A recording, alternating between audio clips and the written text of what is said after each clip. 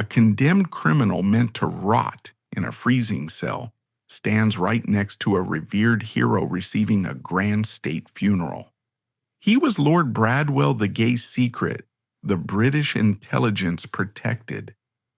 How could a merciless system bend every law to protect an elite predator while crushing ordinary men? The roots of this paradox lie hidden within the paranoid fog of 1950s London. At the peak of the Cold War, beneath the geopolitical chess matches, another ruthless war was being waged on the cobblestone streets, a brutal, systematic crusade against gay men. During this era, homosexuality was a severe criminal offense in Britain.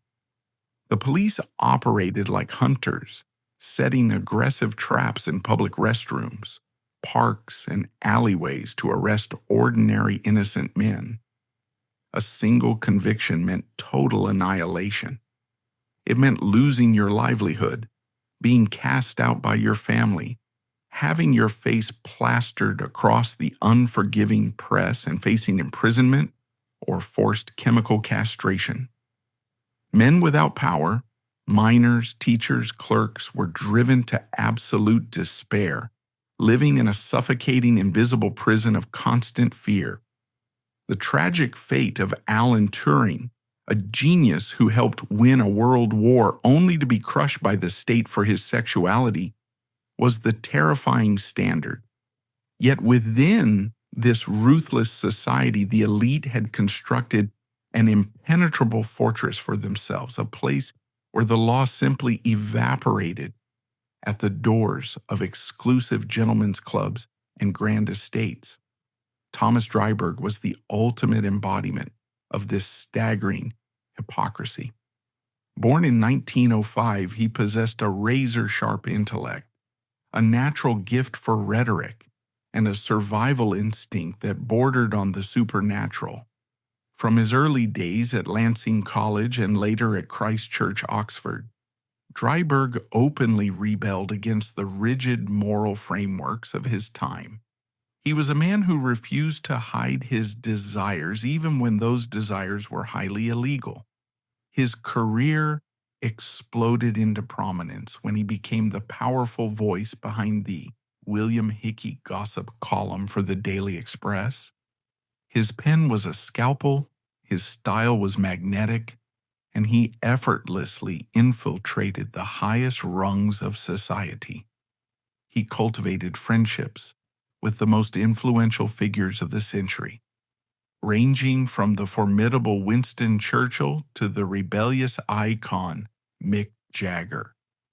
When Dryburgh transitioned into politics, becoming a prominent member of Parliament for the Labour Party, he successfully wrapped himself in the righteous cloak of a fervent socialist, a loud and proud defender of the working class. However, behind the respectable facade of the tireless politician, Dryburgh harbored a volatile and deeply dangerous double life. He was consumed by an addiction to risk and a relentless craving for what the upper crust dismissed as rough trade. Dryburgh had absolutely no interest in the safe, perfumed encounters of elite society.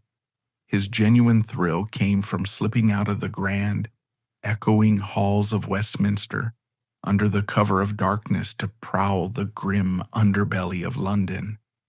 He would wander through the docks, the underground slums, and the most notorious public restrooms in the city, actively soliciting homeless men, rough sailors, guardsmen, and violent criminals. The fact that a senior politician was repeatedly committing blatant criminal acts right under the noses of Scotland Yard without ever feeling the cold steel of handcuffs was a grotesque insult to justice. Both Scotland Yard and Westminster were fully aware of his activities. Yet an invisible shield of aristocratic privilege protected him. He was not just satisfying his physical urges, he was intoxicated by the sheer power of untouchability, relishing the arrogant freedom of a man who could trample the law while ordinary citizens were thrown into cages for doing exactly the same thing. This boundless arrogance and total disregard for consequence inevitably paved the way to a catastrophic miscalculation. In 1956, Dreiberg traveled to Moscow, the very heart of the Soviet Union. His official cover was an exclusive interview with Guy Burgess, a notorious British spy who had defected to the communists. But Dreiberg, driven by his uncontrollable compulsions, treated this high-stakes political mission like a personal hunting ground. He plunged into the Soviet capital looking for male companions, completely ignoring the fact that he was walking directly into the jaws of the enemy. The KGB, arguably the most ruthless and efficient intelligence agency on the planet, recognized a perfect target when they saw one. They meticulously orchestrated a classic honey trap. Dreiberg was easily lured into a covert apartment. There, while the British politician eagerly abandoned all caution, in a highly compromising sexual encounter with KGB operatives, hidden cameras silently captured every single damning movement. When the sun rose the next morning, the crushing weight of reality hit him. Cold, calculating KGB agents presented the black and white photographs, slamming them onto the table. The ultimatum they delivered was stark and unforgiving. Dreiberg was to become an active spy, feeding highly classified internal information from the British Parliament and the Labour Party directly to Moscow. If he refused, the explicit photographs would be on the front desk of every major newspaper in London within hours. His political career, his social standing, and quite possibly his life would be obliterated instantly. For a normal citizen, this would be a death sentence. Faced with charges of high treason and gross indecency, many men would have chosen suicide as the only escape from the shame. But Dreiberg was insulated by a lifetime of elite survivalism. The entire British ruling class, from the Prime Minister to the press barons, was intimately aware of the illegality and predatory nature of his nocturnal habits. Instead of surrendering to panic, Dreiberg executed an audaciously manipulative move. He returned to London and walked straight into the headquarters of MI5, Britain's supreme counterintelligence agency, and confessed everything. By any standard of law and national security, a politician caught committing serious sexual offenses and targeted for blackmail by hostile foreign intelligence should have been immediately stripped of his clearance, arrested, and put on public trial. The response he received instead laid bare the rotting core of the British establishment. MI5 made the active decision to cover it all up. They chose to protect him. To the intelligence chiefs, a scandalous public trial of a senior labor figure would cause unacceptable political earthquakes and humiliate the British Empire far more than harboring a compromised predator ever could. Furthermore, they saw an opportunity. They viewed Dreiberg as a potential double agent, a conduit to feed carefully crafted disinformation back to the KGB. With a few quiet handshakes in shadowed rooms, the entire criminal dossier of Lord Bradwell was wiped from existence. The historical record regarding Tom Dreiberg remains a tangled web of unresolved debates and buried truths. Documents that later emerged from the Mitrokhin archive suggested the KGB genuinely believed he was their asset, assigning him the codename Lepage. But historians continue to argue over who was truly manipulating whom. Did Dreiberg actively betray his country, Or did he simply provide useless political gossip to keep the Soviets at bay and save his own skin? Did MI5 control him? Or did Dryburgh, with the cunning of a master survivalist, successfully play the two most terrifying intelligence agencies in the world against each other merely to facilitate his own reckless desires? The absolute truth may be forever locked in redacted files, but the immediate human consequence of his story remains brutally clear.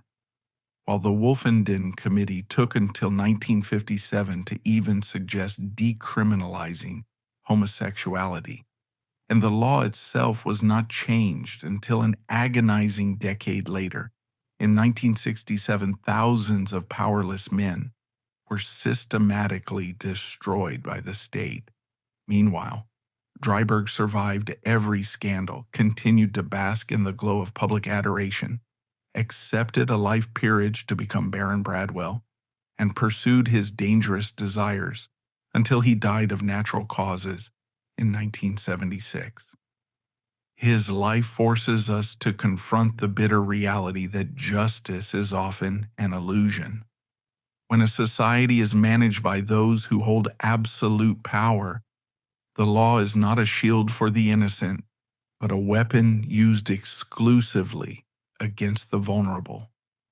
A man can be a compromised target of foreign intelligence and a predator of the desperate, but if he belongs to the ruling class, his crimes are classified as state secrets, while the exact same actions by a poor man are punished as moral decay.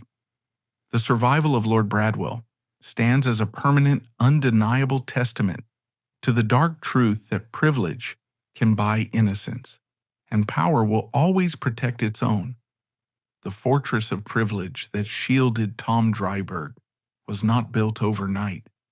His survival relied on weapons he had forged through years of manipulation and a masterful understanding of the British establishment. Long before foreign intelligence targeted him, his primary shield was the press. In the bustling, smoke-filled newsrooms of Fleet Street during the 1930s and 40s, Dryburgh carved out a kingdom of his own. Under the pseudonym William Hickey for the Daily Express, he revolutionized the society gossip column.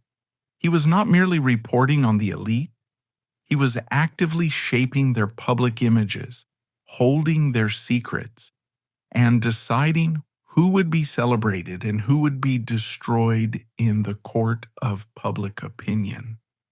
Through this immense media power, he secured the patronage of Lord Beaverbrook, the fiercely influential and utterly ruthless press baron who owned the Daily Express. Beaverbrook knew exactly what Dryburgh was doing in the shadows. He was fully aware of the illegal nocturnal hunting, the relentless pursuit of rough trade, and the blatant disregard for the law. Yet Beaverbrook protected him, paying off blackmailers and burying police reports because Dryburgh was a genius at his craft. This was the first vital lesson Dryburgh learned about the British class system. Utility and proximity to power grant absolute immunity. If you are useful to the men who control the narrative, the laws that govern the common man simply cease to apply to you. He took this dark realization and applied it to every aspect of his astonishing life. As he transitioned from the newsroom to the political arena, winning a seat as a member of Parliament for the Labour Party, the duality of his existence became even more extreme. By day, Dryburgh was a fierce, articulate champion of the working class. He stood in the House of Commons delivering passionate speeches about socialism, poverty, and the necessity of lifting up the common man. He presented himself as a devout Anglo-Catholic deeply involved in the rituals and moral architecture of the church. But the moment the sun set, the socialist crusader vanished, replaced by an aristocratic predator who viewed the very working class men he championed by day as nothing more than disposable objects for his nightly gratification. His descents into the London Underground were not merely reckless, they were a calculated exercise in power. In the 1950s, the act of cottaging, seeking sexual encounters in public restrooms, was a terrifying gamble for most gay men. The police utilized agent provocateurs, handsome young undercover officers who would loiter in these spaces, entrap desperate men, and then arrest them. Beyond the police, there was the constant, paralyzing threat of violent gangs who specialized in beating and extorting homosexuals, knowing their victims could never go to the authorities for help. Men lived in terror of a knock on the door, a sudden arrest that would result in public ruin, the loss of their families, and the horrifying prospect of court-ordered chemical castration. Dryburgh walked right through this minefield with a terrifying level of brazenness. He did not skulk in the shadows out of fear. He operated with the swagger of a man who knew the system would never dare touch him. He would approach guardsmen, sailors, and transient workers with a directness that bordered on madness.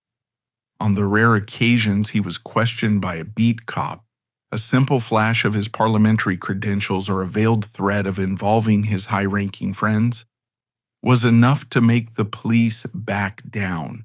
He was weaponizing his status, exploiting the systemic deference to authority that was hardwired into British society. While ordinary men were driven to suicide by the relentless cruelty of the state, Dryburgh was using that same state as his personal bodyguard.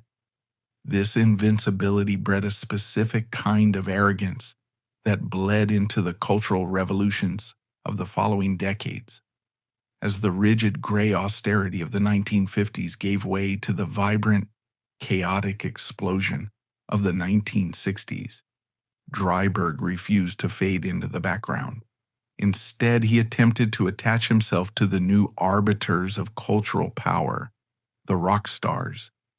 His obsession with Mick Jagger, the magnetic and rebellious frontman of the Rolling Stones, became a spectacle of its own.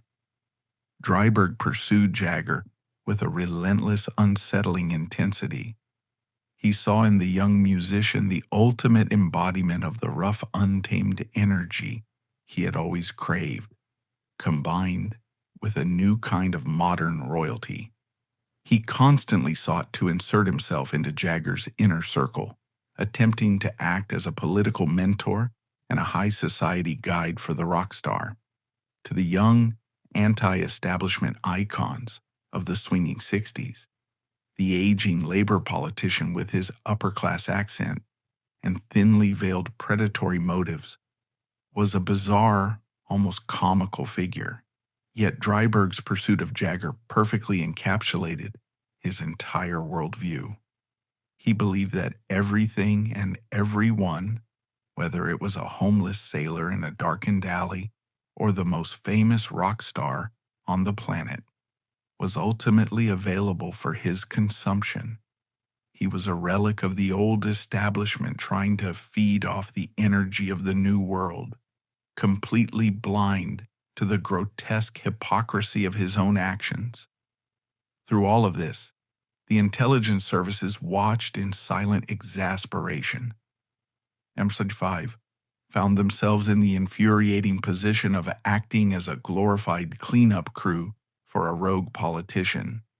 They were not merely protecting Tom Dryburgh from the KGB's blackmail attempts.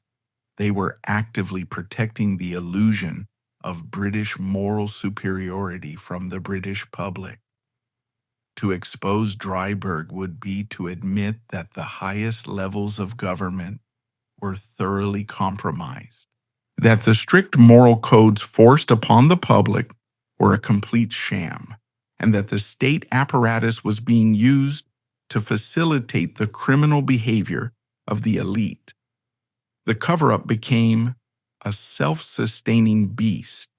The more crimes they hid, the more vital it became to keep him protected, binding the British intelligence community to a reckless hedonist in a toxic marriage of convenience.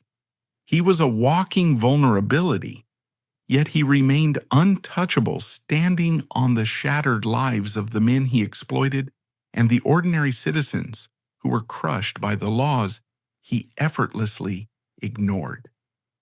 The descent into the most dangerous chapter of Tom Dryburgh's life began with a train ride into the frozen heart of the Soviet Empire in the late summer of 1956. The official pretext for his journey to Moscow was a journalistic coup that any reporter would have killed for, an exclusive face-to-face interview with Guy Burgess.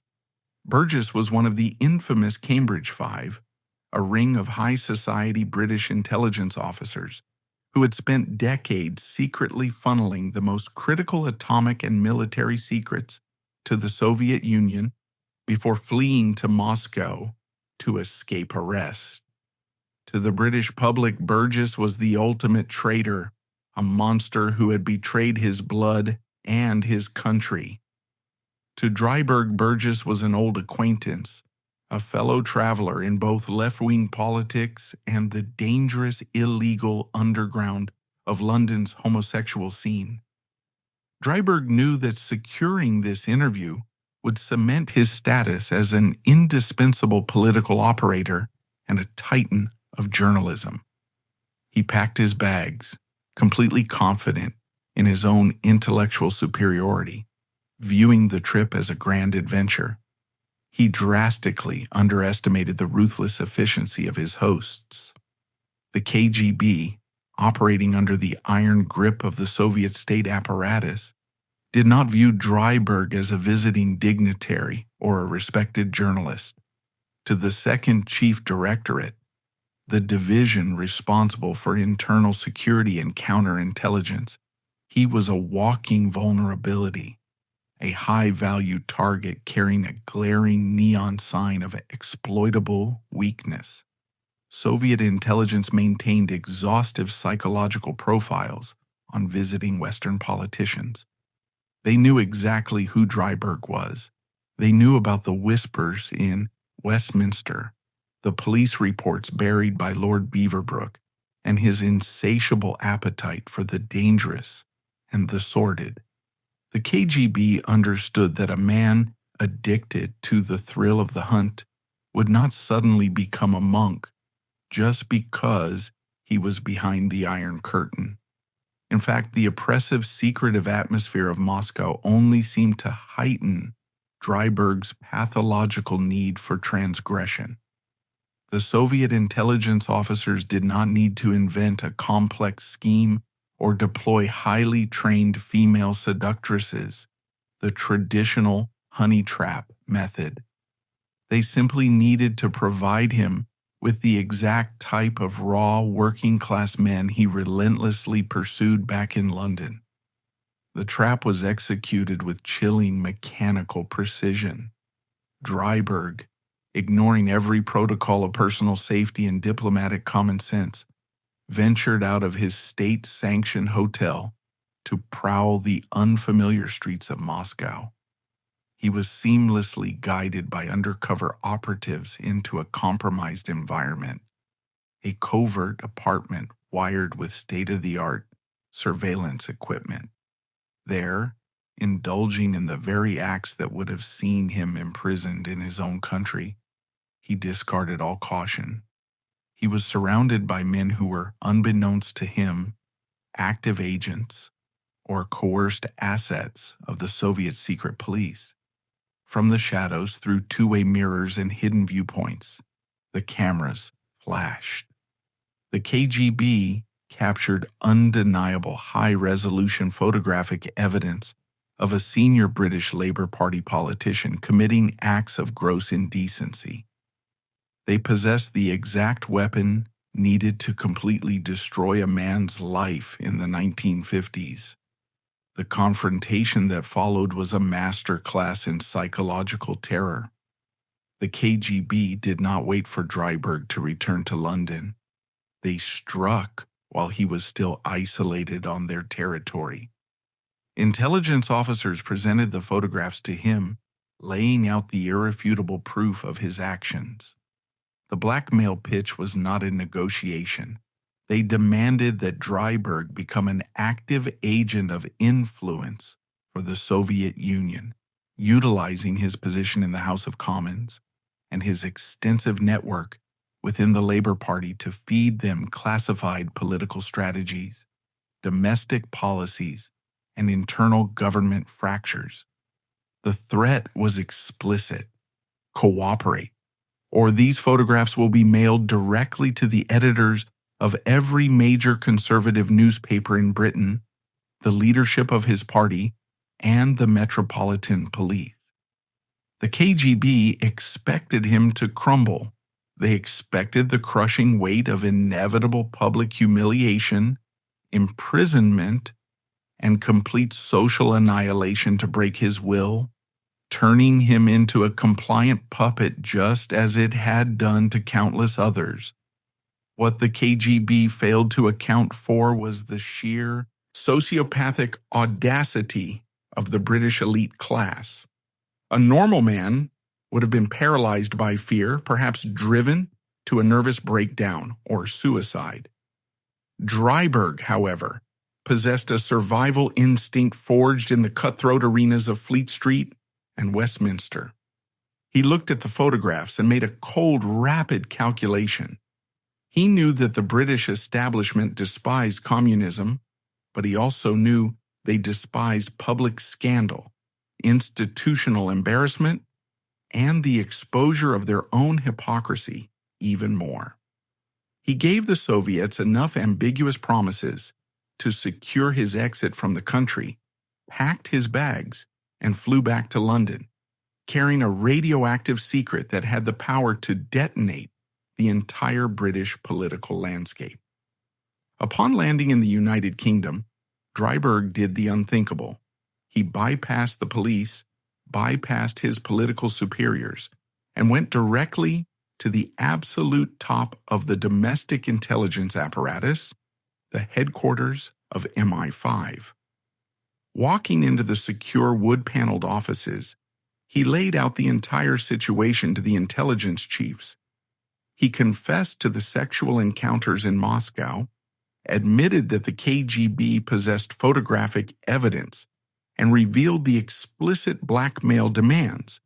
He did not present this as a tearful confession of a broken man seeking mercy. He presented it as a complex tactical problem that MI5 now had to solve. The sheer brazenness of the move left the intelligence directors cornered.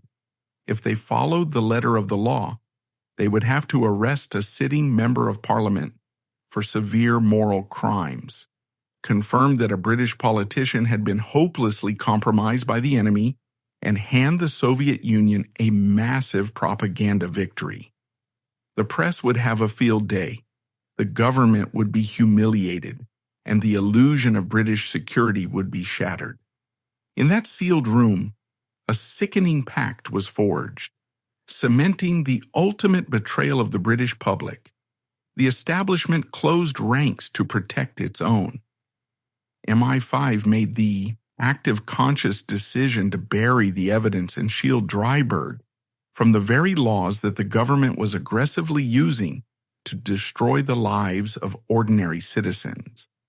They instructed him to maintain contact with his KGB handlers, effectively licensing his treason under the convenient guise of a double-agent operation.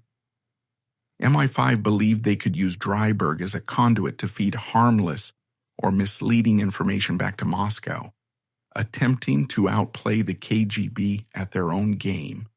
In doing so, they granted a literal get-out-of-jail-free card to a reckless predator. They validated his arrogance, confirming his deep-seated belief that he was entirely above the law. The intelligence services sworn to protect the realm became complicit in the crimes of a single man, choosing to safeguard the reputation of the elite over the execution of justice. The system had successfully eaten itself to save a monster, while a terrified young clerk trembled in a freezing interrogation room, facing absolute ruin simply for his desires. This aristocratic politician sipped fine sherry in the secure vaults of MY5. The commoner faced the crushing weight of the law, public disgrace, and forced chemical castration. The politician, guilty of high treason, was granted state-sponsored immunity, his actions erased by the very hands sworn to prosecute them. It exposed a brutal hypocrisy, an empire preaching moral purity to its citizens, while its highest intelligence guardians actively protected the exact behavior they claimed to eradicate. Delving into the mechanics of this unholy alliance between Dryburgh and MY5 reveals a labyrinth of institutional corruption. The agreement forged in those secure rooms was not a reluctant concession. It was an enthusiastic embrace of a deeply flawed asset. Dryburgh was assigned seasoned intelligence handlers, men who privately loathed his lack of moral compass, but coldly recognized his immense operational value. He was officially sanctioned as a conduit, a vessel meticulously designed to carry carefully curated disinformation back to his KGB blackmailers. Dryburgh, far from feeling the crushing guilt of a compromised man, absolutely reveled in this new dangerous role. He was no longer just a maverick politician dodging vice cops in the slums. He was an international player, a spy wrapped in a riddle, participating in a high-stakes game of three-dimensional chess that could dictate the temperature of the Cold War. The sheer psychological arrogance required to believe he could simultaneously outsmart the Soviet KGB and the British MI5 was staggering. But Dryburgh possessed an ego that knew no bounds. He would attend highly sensitive Labor Party executive meetings, absorb the genuine fractures and confidential debates over nuclear disarmament, foreign policy, and domestic strategy, and then feed a twisted, slightly altered version of these truths to his Soviet contacts, all while under the watchful, protective eye of British counterintelligence. However, the masters of MI5 knew that maintaining this precarious double-agent charade required a flawless domestic cover. The whispers circulating through the gentlemen's clubs and newspaper offices in London were growing dangerously loud. Journalists from rival conservative publications, political enemies within Parliament, and even skeptical, morally rigid members of his own labor faction were beginning to connect the dots. The frequent unexplained trips to rough neighborhoods at ungodly hours, the strange, hardened company he kept, the inexplicable leniency of the local constabulary when he was found in compromising situations. It was all threatening to boil over into a spectacular public scandal. Such an explosion would not only destroy Dryburgh's career, but would inevitably expose MI5's horrifying complicity in harboring a traitorous sexual predator. A permanent solution was demanded not by a frightened Dryburgh, but by the shadowy establishment that now effectively owned his soul. The solution they engineered was the oldest, most cynical, and most devastatingly effective trick in the political playbook: a Lavender marriage. Enter Ina Mary Binfield. She was a respectable, socially acceptable woman, a fellow Labor Party activist, a widow, and the perfect blank canvas upon which the establishment could paint a picture of domestic normality. The exact nature of their arrangement, whether she was fully complicit, tragically naive, or heavily compensated, remains a subject of intense historical speculation. but the resulting public spectacle was undeniably a masterpiece of political theater. While the system had already begun building his fortress of respectability with their union in 1951, it was the escalating pressure of his later espionage and increasingly reckless nocturnal activities that made this marital facade his most vital, impenetrable shield. The wedding itself was a surreal, sickening pageant of hypocrisy.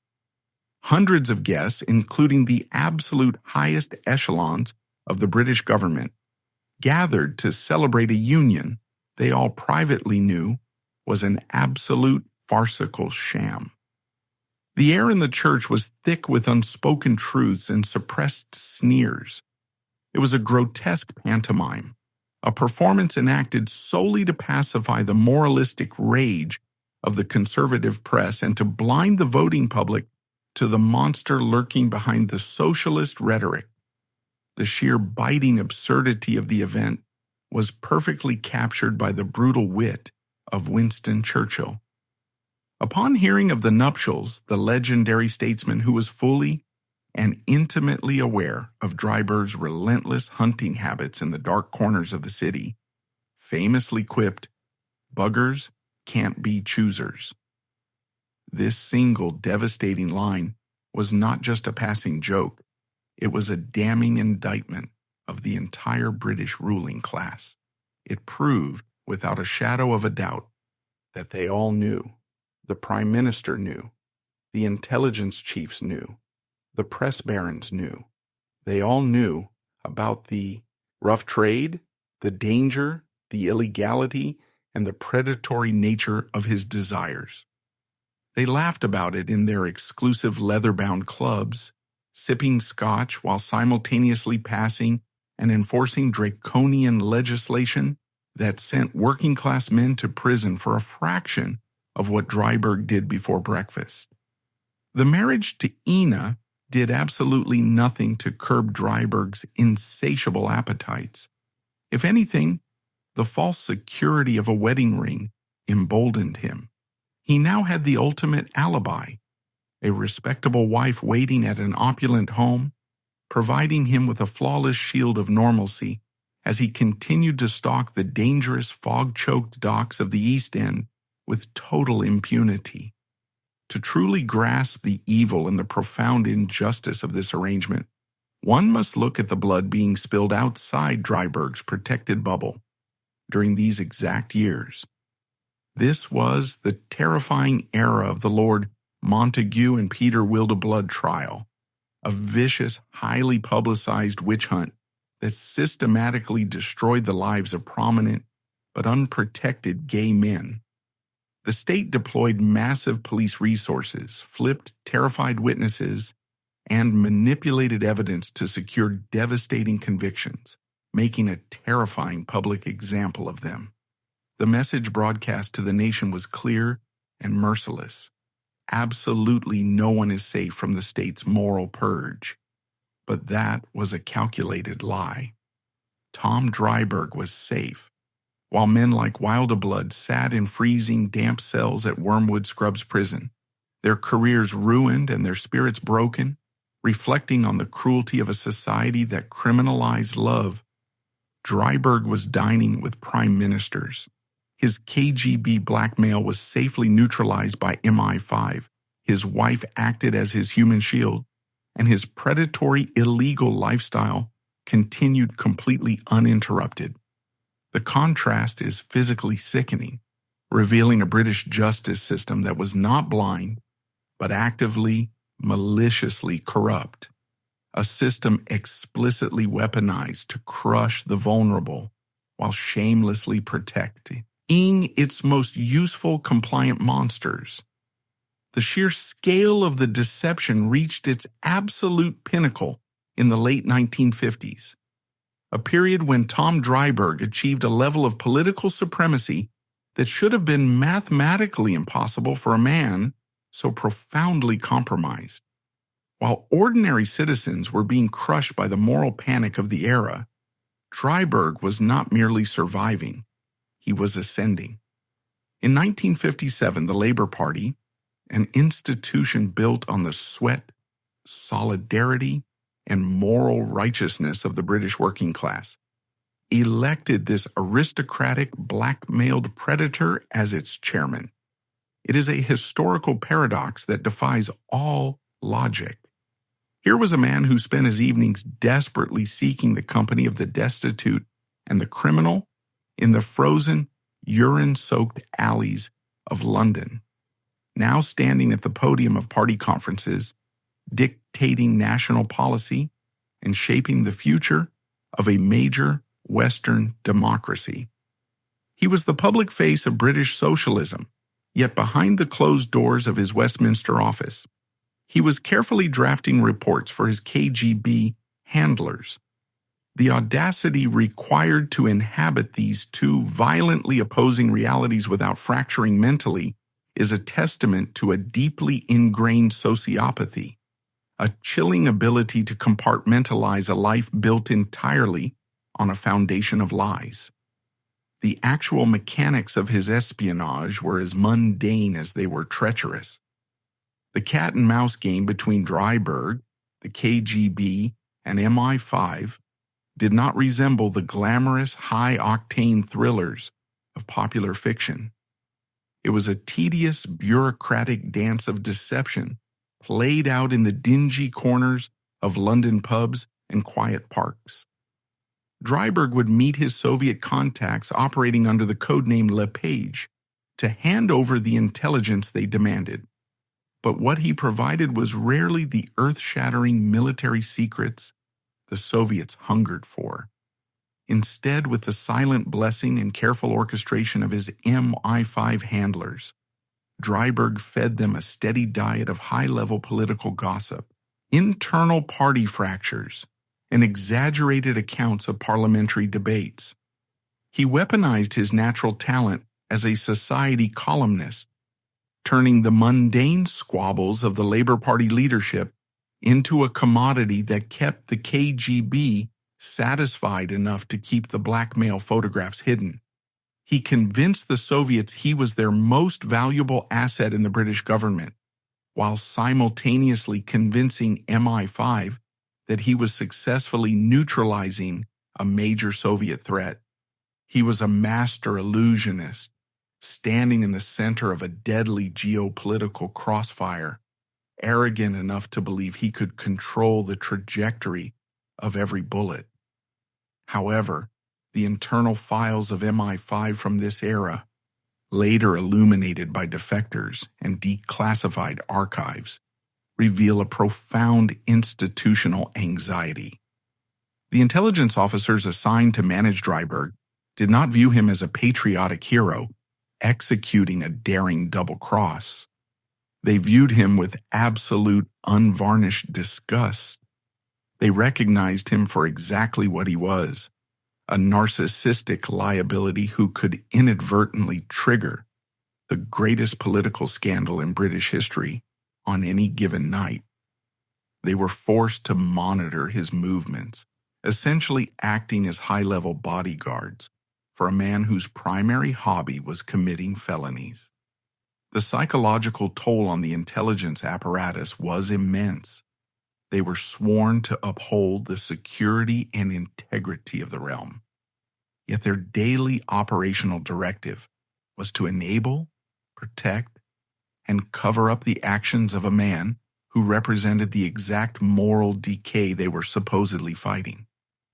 The state had effectively become a pimp for his treason, maintaining a sanitized perimeter around his life so he could continue to operate as a completely untrustworthy conduit to Moscow. What remains most baffling about Dryburgh's psychology is the unstoppable nature of his compulsion. Even with the knowledge that he was being closely watched by the two most ruthless intelligence agencies on the planet, his addiction to the slums never waned. The rational human response to surviving a KGB honey trap and securing the protection of MI5 would be a swift retreat into quiet respectability. But Dryburgh was not driven by reason. He was driven by a deep, dark hunger for self-destruction. The proximity to absolute ruin was not a deterrent. It was the very thing that fueled his desires. He continued his nocturnal hunting, seeking out the rough trade that had nearly cost him his life in Moscow. For Dryburgh, human connection remained entirely transactional, a fleeting thrill extracted purely from the vulnerable. His inability to stop, even when his survival depended on it, exposed the raw, uncontrollable agony of his addiction. He was a prisoner to his own impulses, a man who possessed immense worldly power but had absolutely no dominion over his own mind. As the austere, paranoid decade of the 1950s slowly began to fracture, giving way to the cultural tremors that would eventually become the 1960s, Dryburgh found himself existing in a bizarre liminal space. The publication of the Fulfenden Report in 1957 suggested for the first time that private homosexual acts between consenting adults should be decriminalized. Society was beginning to crack open, and a new generation was preparing to demand the open liberation that Dryburgh had spent his entire life desperately hiding from. Yet, he could not participate in this dawn. He was a dinosaur of the old establishment, permanently trapped in the gilded cage of lies, blackmail, and state-sponsored cover-ups that he had built to survive. While younger men began to cautiously organize and dream of a world without fear, Dryburgh remained a creature of the dark, forever tied to the shadowy, illegal world of cottaging and exploitation.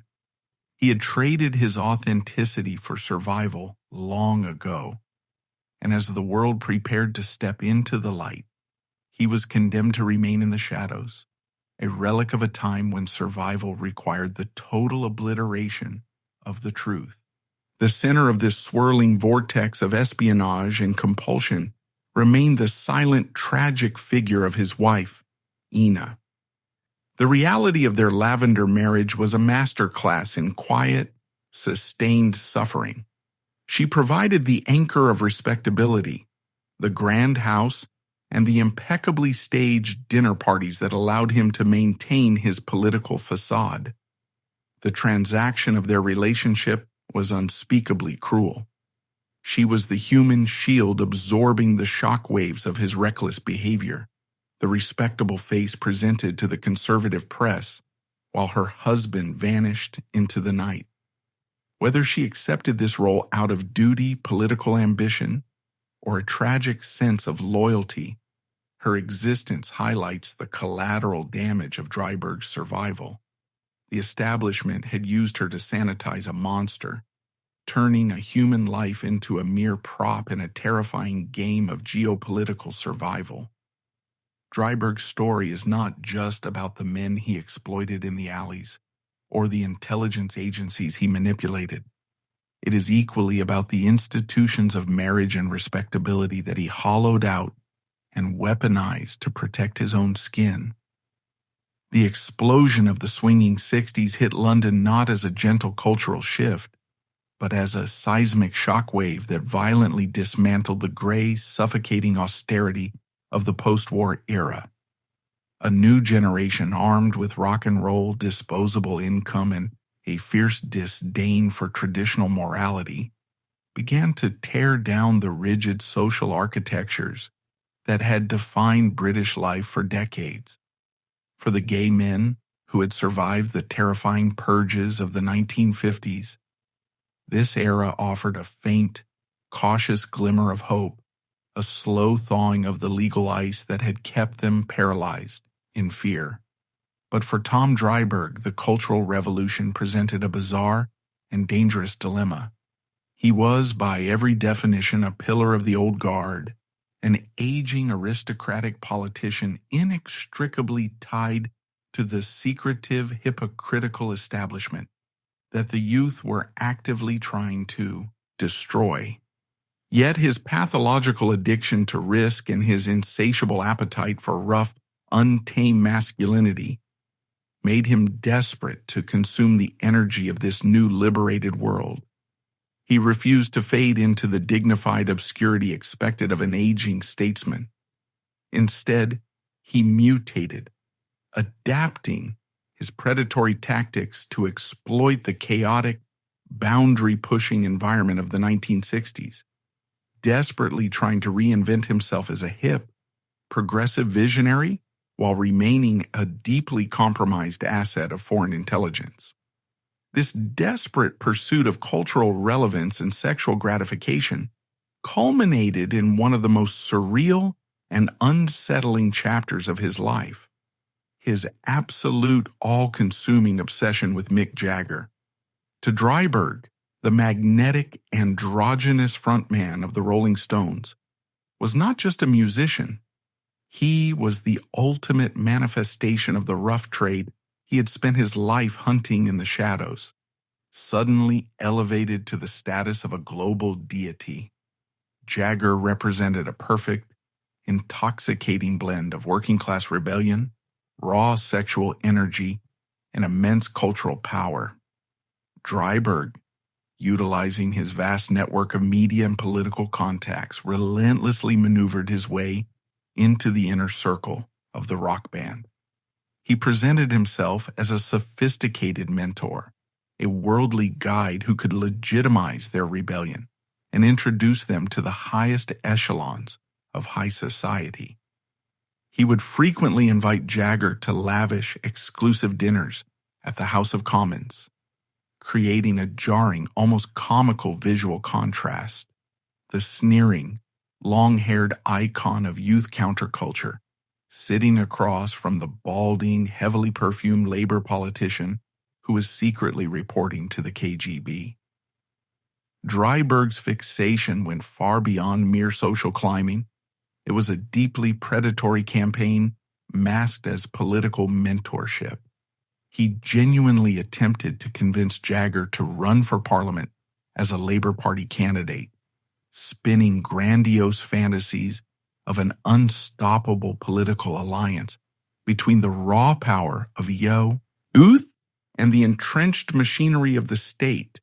It was a pathetic, transparent ploy to bind the young rock star to him, to assert control over the one man who embodied everything Dryburgh coveted but could never truly possess. To Jagger and his entourage, Dryburgh was an amusement, an eccentric, slightly repulsive relic of the establishment who offered free drinks, excellent political gossip, and a temporary shield of respectability.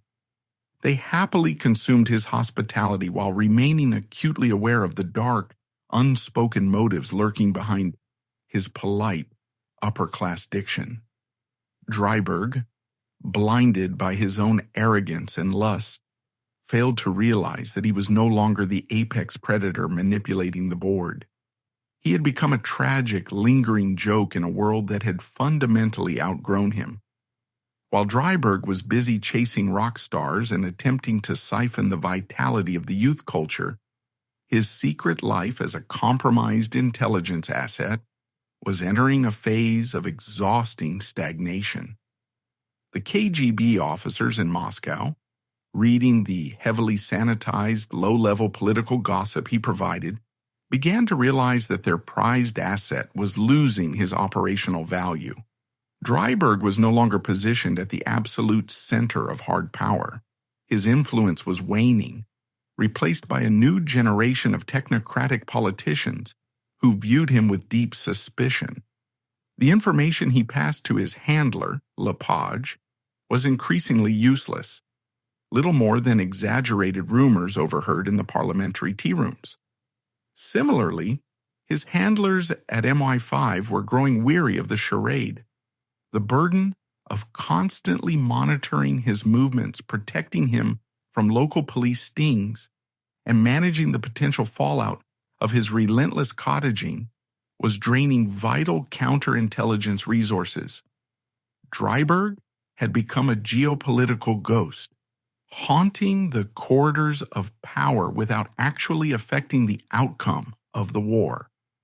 He was kept alive by the intelligence agencies not because he was useful, but purely because exposing him would cause a catastrophic, unmanageable scandal that would humiliate both London and Moscow. He was trapped in a terrifying stalemate, sustained only by the mutual fear of his ultimate destruction. Despite this decaying relevance, the British establishment, true to its rotting core, delivered the ultimate, sickening insult to the concept of justice. In 1975, a man who had committed treason, actively collaborated with a hostile foreign power, serially exploited the most vulnerable members of society, and continuously violated the criminal laws of his own country, was granted the highest honor the state could bestow. He was elevated to the House of Lords, officially becoming Baron Bradwell of Bradwell Juxta Mayor. His elevation was the ultimate sickening paradox. As he took his oath, draped in the traditional robes of ermine and scarlet, he stood as a permanent, untouchable testament to an establishment that shielded its own. Outside those gilded chambers, a shattered generation of ordinary men was still quietly bleeding from the state's merciless moral purges, making a mockery of the very laws he now helped to oversee. The intelligence officers who had spent decades covering his tracks, the politicians who had laughed at his Lavender marriage, and the press barons who had buried the evidence of his crimes, all stood by and applauded as he was enshrined as a permanent pillar of the British ruling class. It was the absolute triumph of privilege over morality. It proved that the system was never designed to protect the innocent or punish the wicked. It was designed solely to protect the powerful. The elevation of Lord Bradwell was not an aberration. It was the flawless, logical conclusion of a society that fundamentally believed that the rules of human decency simply did not apply to those who held the keys to the kingdom. He sat on the red leather benches, a monster cloaked in the absolute highest respectability, a permanent, untouchable testament to the total moral bankruptcy of the empire he served. The twilight of Tom Dryburgh's life was not marked by the quiet, dignified reflection expected of a British peer, but by a suffocating, self-imposed isolation. As the 1970s progressed, his physical health began to rapidly deteriorate. The years of relentless nocturnal hunting, the heavy drinking in the smoke-filled rooms of Westminster, and the sheer psychological exhaustion of maintaining a multi-layered life of espionage and deception had finally caught up with him. Yet even as his body failed, the compulsions that had defined his existence refused to release their grip. He was a man in his late 60s, elevated to the highest aristocratic tier of the nation as Lord Bradwell. Yet he still found himself wandering the streets, a tragic fading ghost haunting the public restrooms and desolate alleyways of London. The dangerous thrill that had once fueled his youth had mutated into a pathetic, uncontrollable habit. He was no longer the sharp, imposing journalist or the dangerous political maverick. He was an old, sick man chasing fleeting shadows, desperately trying to extract a momentary spark of life from a world that increasingly viewed him with pity or disgust. This final decade exposed the ultimate tragedy of his existence, the profound absence of genuine human connection. Dryburgh had spent his entire life treating other human beings as disposable commodities. The working-class men he championed in his political speeches were the very same men he exploited for sexual gratification in the dark. The intelligence officers in Moscow and London were merely adversaries in a grand, ego-driven game of survival. Even his wife, Ina, was nothing more than a carefully positioned prop in the elaborate stage play of his public respectability. He had successfully manipulated every system, outsmarted the police, and survived the crossfire of the Cold War. But in doing so, he'd completely walled himself off from the fragile, redeeming beauty of authentic love. He was surrounded by thousands of acquaintances, political allies, and high society sycophants. Yet he died as one of the loneliest men in the British Empire. His story reveals the hollow core of absolute narcissism. He conquered the establishment, but he lost his own humanity in the process. Before the end, Dryburgh attempted one final act of narrative control. He began writing his posthumous autobiography, entitled Ruling Passions. In a move that shocked the conservative establishment, but perfectly aligned with his lifelong arrogance, he decided to publicly confess to his homosexuality and his obsession with rough trade. He detailed his lifetime of cottaging with a bizarre, unapologetic pride.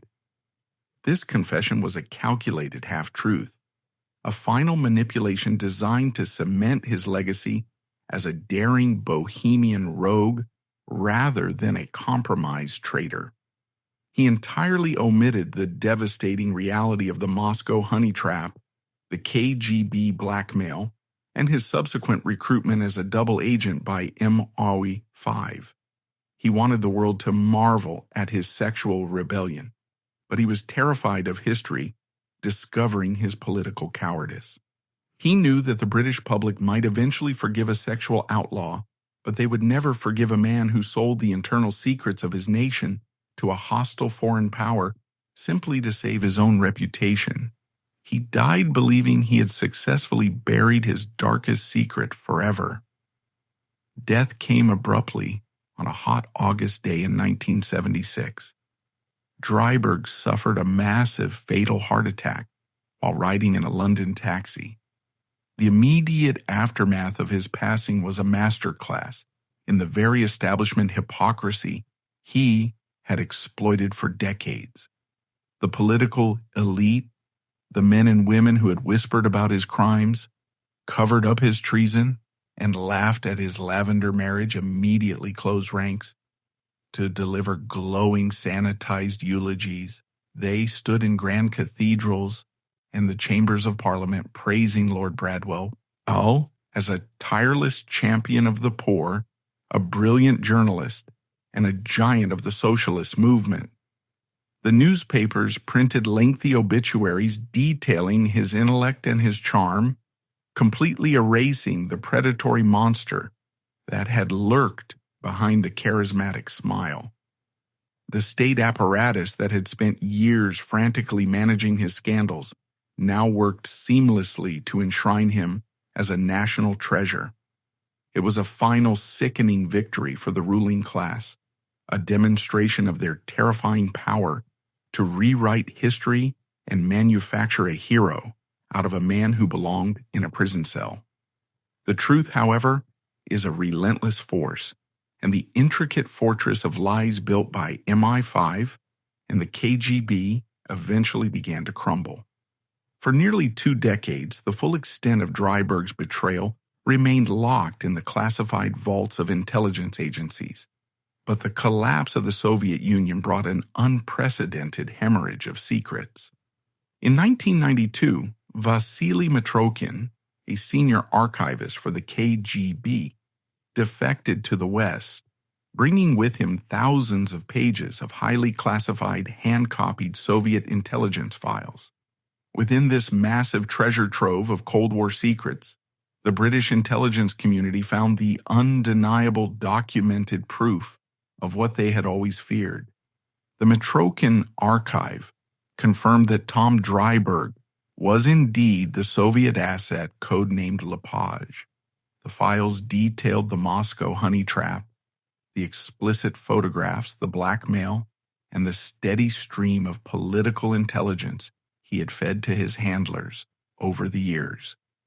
The revelation shattered the carefully constructed myth of Lord Bradwell, exposing the profound failure and complicity of the British state.